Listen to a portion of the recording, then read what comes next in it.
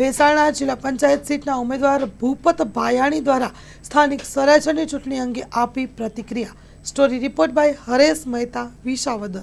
હું ભૂપેન્દ્ર ભાયાણી, પૂર્વ ધારાસભ્ય અને ભેસાણ જિલ્લા પંચાયત સીટના ભારતીય જનતા પાર્ટીના ઉમેદવાર। અત્યારે તમે ચૂંટણી લડી રહ્યા છો, એમાં લોકોનો પ્રતિસાદ કેવો છે? અભૂતપૂર્વ પ્રતિસાદ મળે છે, કેમ કે ભ્રામક વાતો અને ખોટી વાતો ખાલી સોશિયલ મીડિયા પૂરતી સરકારની ટીકા ટિપ્પણી અને ભારતીય જનતા પાર્ટીના આગેવાનો વિશેની ટીકા ટિપ્પણી જનતા ક્યારેય સાખી લેશે નહીં, કેમ કે આ જનતા અમારો પરિવાર છે અને અમારા પરિવારના અમે બધા સદસ્યો છીએ। તો અમારી વિરુદ્ધની જે રોકવાની જે વાતો છે એનો જવાબ ઈવીએમમાં લોકો મતદાતાઓ આપવાના છે। અત્યારે એક વાત એવી પણ આવે છે કે તમે ધારાસભ્ય રહી ગયા છો અને જિલ્લા પંચાયતની ચૂંટણી લડો છો, તો યુનિવર્સિટીમાંથી પ્રાથમિકમાં એડમિશન લીધું એવી પણ એક વાત થાય છે।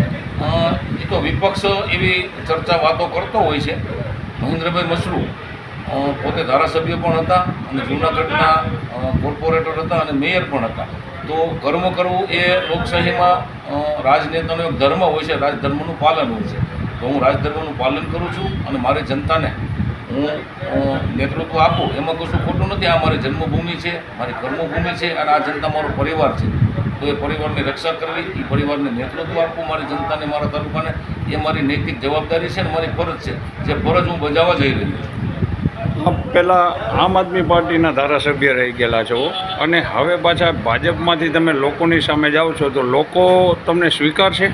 બિલકુલ સ્વીકારશે। મેં આપને કીધું એમ આ જનતા મારો પરિવાર છે અને આમ આદમી પાર્ટી વિશે તો મારે બીજું કશું કહેવાનું ન હોય, પરંતુ એમના યોદ્ધાઓ રાજુ કરપડા અને કેન્દ્રના ખૂબ સારા યોદ્ધા, ખૂબ સારા રાઘવ ચડ્ઢાજી, તો એવા જનતાલક્ષી જેની માનસિકતા છે એવા લોકો આજે પાર્ટીથી દૂર મીંડ્યા છે જવા। એક સમયે કુમાર વિશ્વાસ જેવા લોકો પણ પાર્ટી છોડી ચૂક્યા છે અને એવા તો ઘણા બધા જે જનતાલક્ષી જેમની માનસિકતા હતી, રાષ્ટ્રવાદની જેમની માનસિકતા હતી, એવા તમામ લોકો આમ આદમી પાર્ટી છોડી રહ્યા છે। રાજુ કરપડા પણ ગુજરાતનો એક ઉત્સાહી યુવાન કે જે ઘણા દુઃખ સાથે પાર્ટી છોડી છે।